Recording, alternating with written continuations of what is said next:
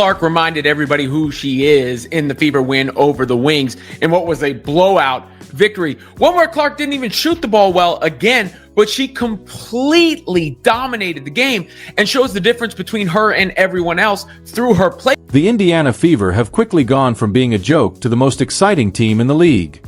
And leading this incredible turnaround is none other than Caitlin Clark, the hometown star who's finally been set free after spending months being treated like she didn't belong. Caitlin Clark said, folks, forget what she's talking about. Today, I'm going to run the show.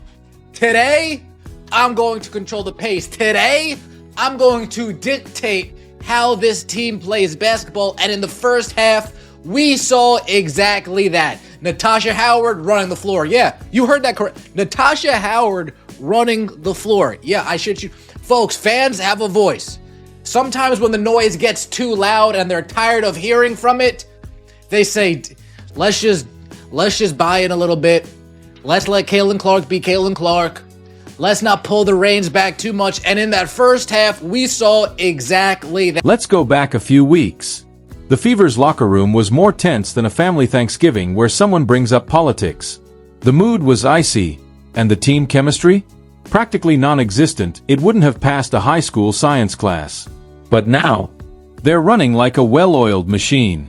And not just any machine, one built by NASA engineers who also happen to be basketball geniuses. That's what we're talking about when we are referring to Caitlin Clark running the show. Caitlin Clark running the offense, being the innovator of offense, the distributor of offense for the Indiana Fever. This is exactly what we mean right here. This game was an absolute blowout. Dallas Wings didn't know what hit them.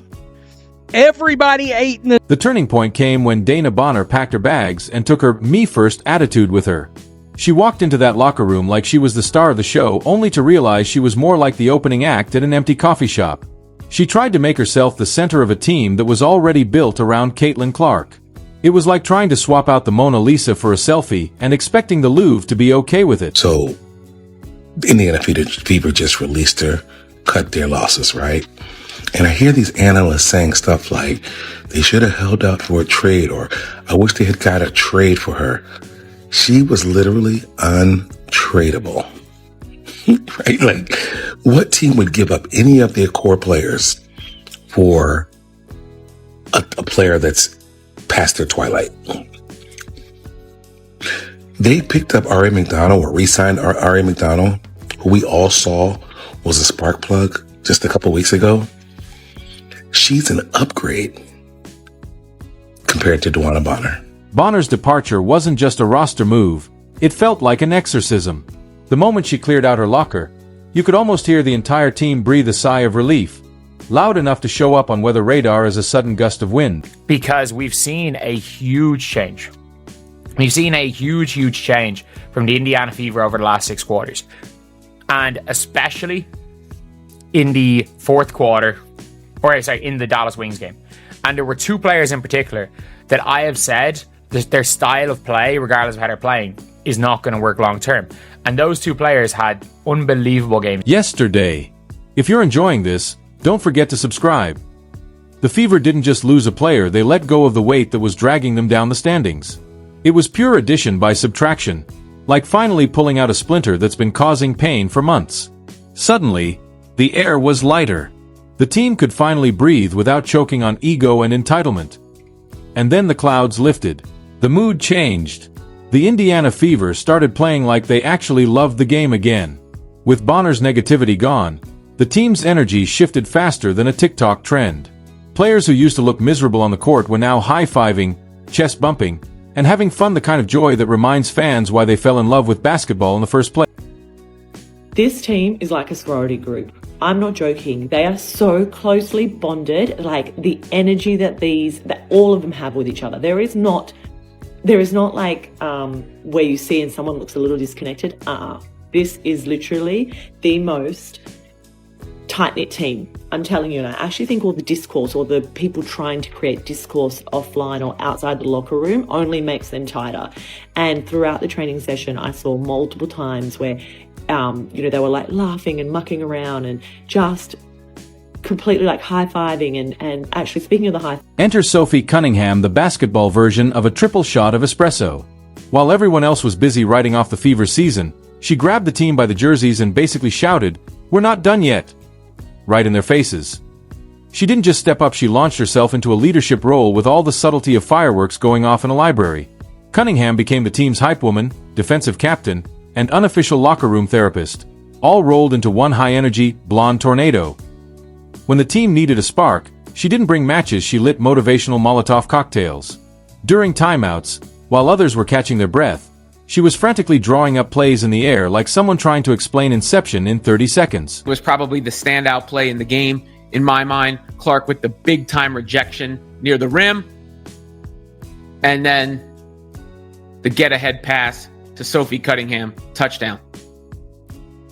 And Sophie Cunningham has come into her own as of late. But it's just beautiful. Get it out, get it up, bucket. And, that's just something others cannot do. Her biggest impact? Realizing that bringing Caitlin Clark into the system wasn't a choice, it was a necessity. While others saw Clark as a threat, Sophie Cunningham saw her as the key that could unlock the Fever's full potential. She became the bridge between the veteran core and the rising star, helping teammates recognize that Clark wasn't competition, she was the future and practices. Cunningham was the loudest voice cheering when Clark made a no-look pass or pulled off something unreal. "That's what I'm talking about," she'd shout, making sure everyone knew this wasn't just great basketball, it was the next level. She turned respect for Clark's game into a team-wide movement, converting doubters into believers faster than a cult leader handing out free snacks. All right, everyone who said that the Fever played better without Caitlin Clark, come to the front because I'm going to slap you in the face. Fever just won 102-89 against the Dallas Wings. Congratulations to Fever. They killed it with their old and trusty playbook of just rim running. And Dallas Wings, Chris Coclanis, have you never seen a Fever game before? They're fast in transition, huge with the long bombs. Caitlin Clark is there. Run to the other side quickly. That's where they got the majority of their points. Poor Paige Beckers. You're such a huge talent, and you're just drowning with this terrible coaching. It breaks my heart, but it was an incredible game until the last quarter when it was very clear that the Fever would take it. Meanwhile, Caitlin Clark was going through her own transformation. After months of being treated like a visitor in her own locker room, she didn't demand respect, she earned it. Through grit, talent, and a relentless work ethic that would put Olympians to shame. The Clark we're seeing now isn't just playing basketball, she's conducting a symphony. Every pass is a note, every deep three a soaring crescendo. She's no longer the rookie trying to fit in. She's the centerpiece, the one who lifts everyone around her. The change has been so dramatic that watching early season Fever games feels like watching footage from a strange alternate reality, one where joy and basketball greatness had somehow been outlawed. Caitlin Clark now has the 5th most double-doubles with points and assists in WNBA. The 5th most double-doubles with points and assists in WNBA. And we're only in year 2? And we've missed half the season so far? Oh no. Oh, that record's going to be broken any day now. Clark's leadership isn't about yelling or taking over, it's about lifting everyone around her. She doesn't chase the spotlight. She shines it wider so her teammates can step into it too. Her passes aren't just on target, they're almost psychic, hitting hands before players even know they're open. She's playing chess while the defense is still unfolding the checkerboard, always 3 moves ahead and speeding up. Now, the team revolves around Clark not because they're told to, but because her presence naturally draws them in. Her basketball IQ and talent create a gravity all their own. Teammates who once hesitated to pass her the ball now look for her like she's holding the last bottle of water in the desert. The trust runs so deep that when Clark calls for the ball in crunch time, 5 heads nod before the pass even leaves their hands. Even with their actual coaches and their training staff, like I've got some awesome videos of Keith training, like KK training Dantas, and you will see that they're laughing and they're having a good time. And I just think that is like the energy that you want, right? You want to create a locker room where it feels like family and you have each other's back no matter what, and noise gets loud and noise gets disruptive, but as long as you can stay together closely knit, then you can drown that out. I genuinely feel that. What we're seeing isn't just a team on a hot streak, it's a full-blown identity shift. The Fever have gone from that team with Caitlin Clark to that team with Caitlin Clark. And yes, the capital letters matter because that's how big the change is. They've evolved from being a curiosity to becoming contenders, from a sideshow to the main event. Their playoff push isn't just about making it to the postseason, it's a statement. A declaration that the revolution in women's basketball didn't wait for anyone's timeline. While the experts were marking them down as a maybe in a few years, the Fever tore up the script and said, "The future is now." Shooting's not there yet, but that will come. But being a playmaker is more than just scoring the ball, and dropping 13 dimes and getting 5 steals is amazing work. I mean, look at this dime, full court pass. This is incredibly hard. If you haven't ever played basketball, this pass to Cunningham is so hard.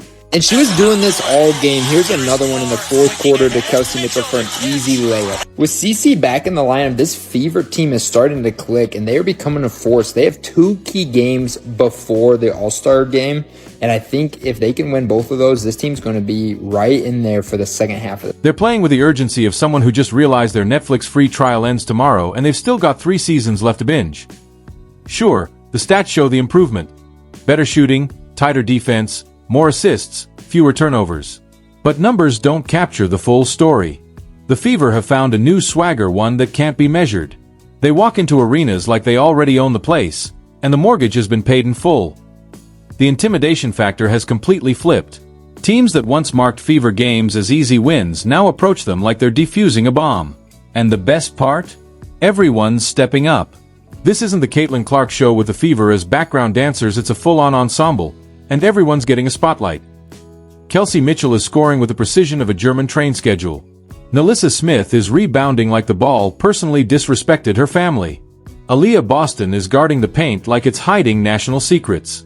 And Lexi Hull is draining threes with the calm confidence of someone who's never even heard of pressure. After the game was talking about how so many different players were in double figures. I mean, Kelsey Mitchell, another awesome game. 8 of 12 from the floor, 20 points. Natasha Howard, 18 points, 8 of 9 from the floor. I was critical of Natasha Howard in the last game. Got to give it up when it's due. If she can come into her own with Clark on the floor, that's a whole different ball game. Aaliyah Boston, 17 points. No, Clark was the 4th leading scorer with 14 points. Sophie Cunningham had 13 points off the bench. 102 points scored for the Fever.